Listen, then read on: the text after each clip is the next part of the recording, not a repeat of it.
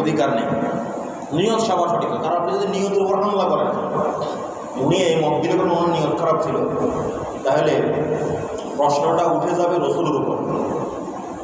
আল্লাহ বলতেছেন মুহাম্মদুর রাসূলুল্লাহ তার সাহাবীদের অন্তরকে পরিশুদ্ধ করেছে, তাদের অন্তরের মধ্যে কোনো প্রকার ঝামেলা বাকি রাখে না, হিংসা বিদ্বেষ এগুলো বাকি রাখে না। মানে আপনি যদি বলেন যে না উনি এই মত প্রকাশ করছেন কেন, এই সাহাবী ওনার নিয়তের মধ্যে কী ছিল, গণ্ডগোল ছিল, তাইলে কেমন জানি রাসূলুল্লাহ সাল্লাল্লাহু আলাইহি ওয়াসাল্লাম সেই সাহাবীকে পরিশুদ্ধ করতে পারেন নাই। নাউযুবিল্লাহি মিন যালিক। আল্লাহ বলতেছেন আল্লাহ পরিশুদ্ধ করেছেন, আর আমি প্রশ্ন তুলে বললাম, দাবি করলাম মুহাম্মদুর রাসূলুল্লাহ সাহাবীদেরকে পরিশুদ্ধ করতে পারেন না। এই জন্য সাহাবাদের কোনো মত, যে কোনো মতের ব্যাপারে আমরা বলবো ওনার এটা ভুল হতে পারে, কিন্তু আল্লাহর কাছে এটা ভুল হতে পারে, কিন্তু ওনার নিয়তের মধ্যে কোনো কিছু ছিল না, গড়বড় ছিল। তো এই হলো এখান থেকে চলে আসছে আলীর খেলাফত এবং ধারাবাহিকতা চলে আসতেছে।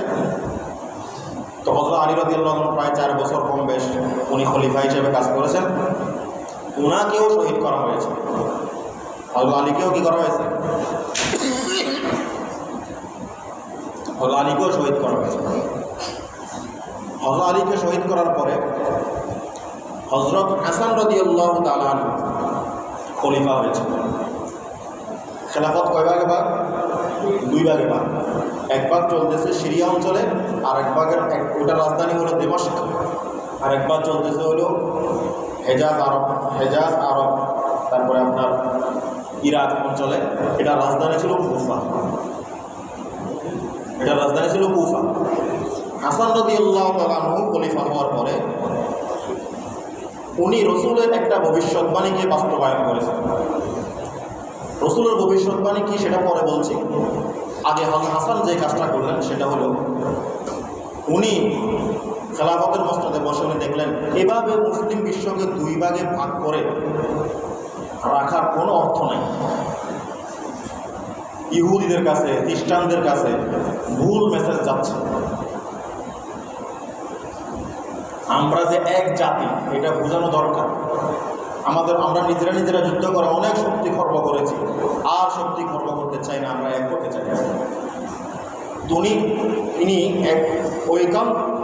একান্ত কিছু জরুরি এবং যৌক্তিক শর্ত জুড়ে দিয়ে হযরত মুআবিয়াকে চিঠি লিখেছেন যে এই শর্তে আমি আপনাকে পুরো মুসলিম বিশ্বের খেলাফত আপনার হাতে অর্পণ করে দিয়ে আমি দায়িত্ব থেকে সরে যাব, প্লিজ আপনি কুফায় আসেন।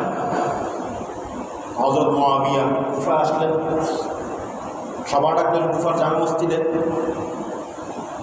হযরত হাসান রাদিয়াল্লাহু তাআলা আনহু মুআবিয়াকে মিম্বারে বসাইলেন, শর্তগুলো উল্লেখ করা হলো সবার সামনে। এই শর্ত সাপেক্ষে আমি হাসান, আলীর সন্তান হাসান, পুরো ইসলামী অঞ্চলের খেলাফতের দায়িত্ব মুআবিয়ার হাতে তুলে দিচ্ছি। মুআবিয়াকে তিনি চাচা বলে সম্বোধন করেছেন। এর মাধ্যমে মুসলমানরা কি হয়ে যায়, এক হয়ে যায়। আর এভাবেই রাসূলুল্লাহ সাল্লাল্লাহু আলাইহি ওয়াসাল্লামের একটা ভবিষ্যৎবাণী যেটা হযরত হাসান সম্পর্কে রাসূলুল্লাহ করেছেন সেটা বাস্তবায়িত হয়েছে। রাসূলুল্লাহ সাল্লাল্লাহু আলাইহি ওয়াসাল্লাম বলেছেন আমার এই সন্তান তথা আমার এই নাতি হাসানের মাধ্যমে আল্লাহ তাআলা মুসলমানদের 2টি বড় দলের মাঝে আল্লাহ তাআলা সন্ধি কায়েম করে দিলেন। ইন্না ইবনি হাদা লা ইউসলিহুল্লাহু বিহি বাইনা ফিআতাইনি আযীমাতাইনি, 2টি বিশাল দলের মাঝে আল্লাহ তাআলা সন্ধি করে দিলেন। এই সন্ধি করাটা মুসলমানদের জন্য উপকারী হয়েছে নাকি ক্ষতি হয়েছে? উপকারী হয়েছে।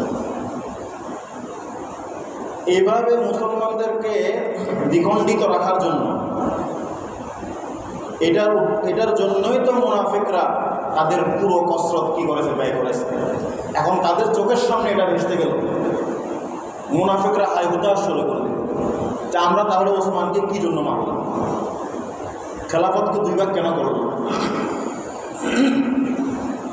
হাসান রাদিয়াল্লাহু তাআলা এই উদ্দেশ্য তারা যখন জানতে পারে তখন আশপাশে তারা ঘোরাফেরা করতেছে। তখন হাসান বলছেন কোনো ঘোরাফেরা কাজ হবে না, তোমরা এগুলো আমার বাবার সাথেও করছো, শেষ পর্যন্ত আমার বাবাকেও হত্যা করা হয়েছে, আমিও তোমাদের হাতে হত্যা হব। এভাবে এখন মুআবিয়া রাদিয়াল্লাহু আনহু একক ইসলামী বিশ্বের খলিফা হিসেবে, শাসক হিসেবে নিজেকে তিনি আত্মপ্রকাশ করলেন। মুসলমানদের উন্নতি হতে লাগলো, পুরো আফ্রিকা অঞ্চলগুলো মুসলমানদের হাতে চলে আসলো, বিশাল ইসলামী বিজয়ের ধারাবাহিকতা, কাফেরদের সাথে যুদ্ধ আবার শুরু হলো। এভাবে ইসলামের উন্নতি, মুসলমানদের উন্নতি হতে হতে উনি প্রায় 20 বছরের মতো উনি খেলাফতের মসনদে একা বসে তিনি পুরো মুসলিম বিশ্বকে শাসন করেছেন। কয় বছর? 20 বছর। 60 হিজরির শেষের দিকে ওনার ইন্তেকাল হয়। 41 হিজরিতে সম্ভবত উনি খলিফা হন, একক খলিফা হন মুআবিয়া। যাই হোক, মুআবিয়া রাদিয়াল্লাহু তাআলা কে সকল সাহাবায়ে কেরাম মেনে নিয়েছেন, সম্মান দিয়েছেন। মুআবিয়া রাদিয়াল্লাহু তাআলা এখন মূল ঘটনা।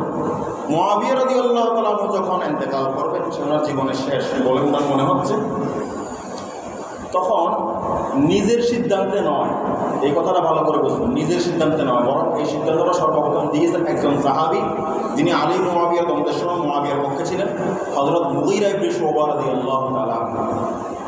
হযরত মুগীরা ইবনে শুবা রাদিয়াল্লাহু তাআলা আনহু মুআবিয়ার কাছে এসে বললেন যে খেলাফতের বিষয়ে আপনার পরে কে খলিফা হবে, এটা নিয়ে যে